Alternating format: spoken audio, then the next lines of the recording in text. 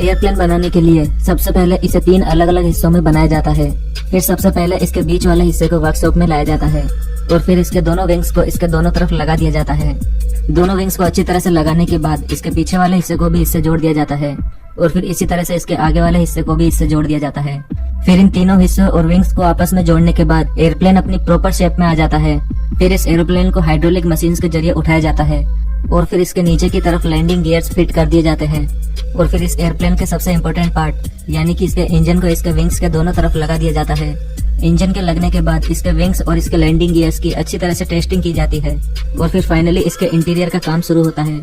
इसमें सबसे पहले पायलट का केबिन सेपरेट किया जाता है और फिर पूरी बॉडी में इलेक्ट्रिसिटी वायर्स को लगाया जाता है और फिर इसकी वायरिंग को कवर करते हुए इस एयरप्लेन की पूरी इनर बॉडी को प्लास्टिक की शीट से अच्छी तरह से कवर कर दिया जाता है और पैसेंजर्स का सामान रखने के लिए विंडोज के ऊपर की तरफ स्टोरेज बॉक्स भी लगाए जाते हैं और फिर इसकी विंडो में ग्लास भी फिट किए जाते हैं और विंडो को पूरी तरह से पैक कर दिया जाता है और फिर इस पूरी तरह से तैयार एयरप्लेन के अंदर पैसेंजर्स के बैठने के लिए सीट्स भी लगाई जाती है। अब ये एयरप्लेन पूरी तरह से बनकर तैयार है।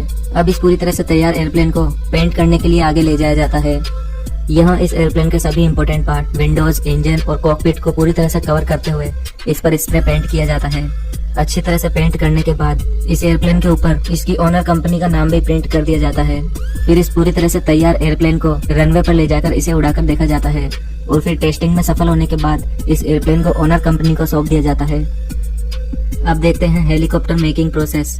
हेलीकॉप्टर बनाने के लिए भी सबसे पहले फैक्ट्री में इसके अलग अलग बॉडी पार्ट्स को तैयार किया जाता है और इस काम में हाई क्वालिटी स्टील का इस्तेमाल किया जाता है।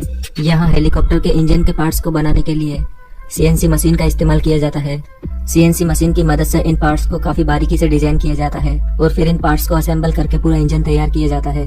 और यहाँ हेलीकॉप्टर की मेन बॉडी को भी इंजीनियर्स द्वारा हाथों से ही बनाया जाता है। हेलीकॉप्टर की मेन बॉडी का स्ट्रक्चर बनने के बाद इसके ऊपर स्टील की शीट चढ़ा दी जाती है और कुछ इंजीनियर्स द्वारा इसके रोटर की ब्लेड्स भी तैयार की जाती है जो कि हेलीकॉप्टर को चलाने में मेन रोल प्ले करती है और कुछ इंजीनियर्स द्वारा इसके टेल पार्ट को भी बनाया जाता है। और यहाँ वर्कशॉप में ही हेलीकॉप्टर में बैठने के लिए इसकी सीट्स भी तैयार की जाती है।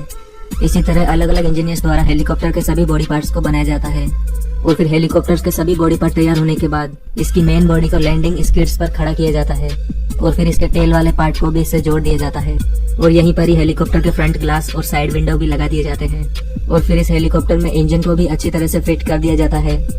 फिर हेलीकॉप्टर की पूरी बॉडी को कम्प्लीटली फिट करके इसे पेंट के लिए आगे भेज दिया जाता है। यहाँ हेलीकॉप्टर की विंडो और मेन ग्लास को कवर करके इस पर अच्छी तरह से स्प्रे पेंट किया जाता है।